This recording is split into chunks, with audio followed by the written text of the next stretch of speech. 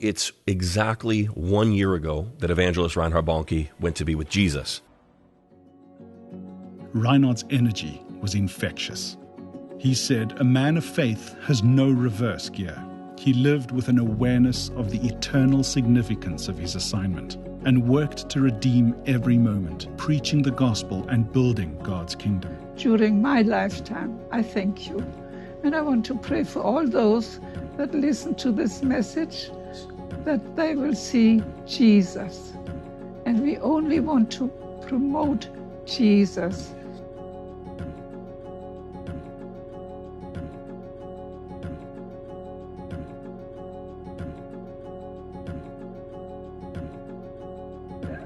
As living alone, I find it difficult. I'm 82 years now. I find it difficult here and there.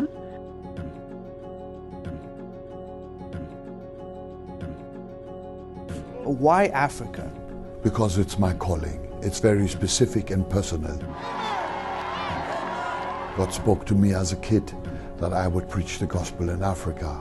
Bonnke was 24 years old when he moved his wife Annie and their baby son to the tiny African nation of Lesotho. The couple spent 7 years working there as missionaries. He said it wasn't easy, but it was during those difficult years that he started praying to see more souls saved across the African continent. But I accepted it. There were many lonely hours because he was traveling a lot. Sometimes he was gone for 3 weeks. And I was alone in a country. I didn't know the language. But I must say, I'm amazed how faithful God is. And what he promised, he does. In 1974, Bonnke founded Christ for All Nations with the goal of reaching Africa with the gospel. He ditched the tent and started crisscrossing the continent, holding open-air crusades. At one such rally in Lagos, Nigeria, held in 2000, more than 6 million people came out to hear him preach.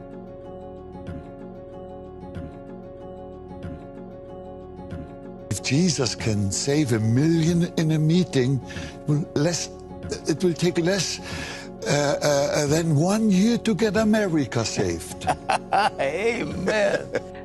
When we got engaged, we had the Psalm 113, verse 3, from the rising of the sun to the going down. And when his sun went down, mine is still shining. Some people say to me, I'm addicted to big numbers. But if Jesus died indeed for everybody, how can we be satisfied with small numbers? It's just not possible. It's not an addiction in the sense of vanity. It's a hunger for God to fulfill his promise, for all men to be saved and come to the knowledge of the truth.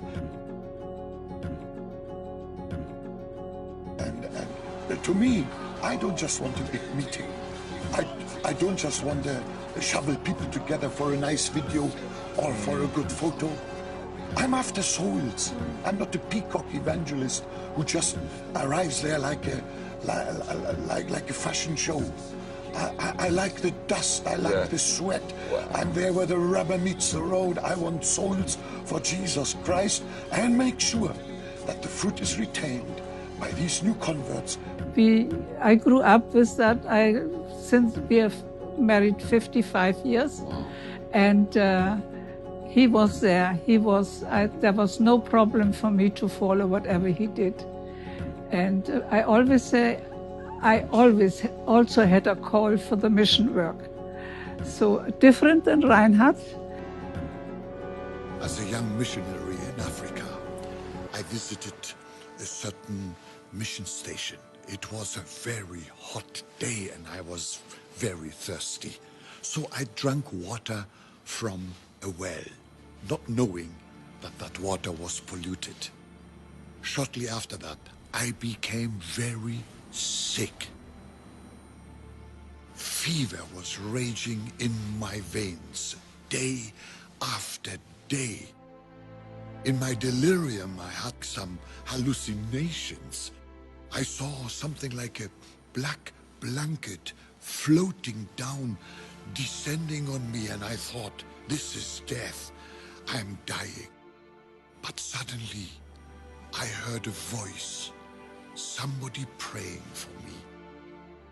It was the voice of a lady in my father's church, 8,000 kilometers away, there in North Germany. And my fever broke there in Lesotho. That day, I learned something about the power of intercessory prayer. And sometimes I say, Reinhard, what would you do? Sometimes he answers in my memories. Sometimes he doesn't. So, and then I say, oh, I have to tell this to Reinhard. But then he's not there anymore. Jesus didn't call us to deliver sermons. He called us to deliver people. And I believe this is what happens in our crusades. I am not decorating prison cells. I'm setting the captives free. I am not living alone anymore. I moved to Atlanta to my daughter, Gabriel. Oh, I must tell Reinhard. What would Reinhard do? But he's not there anymore.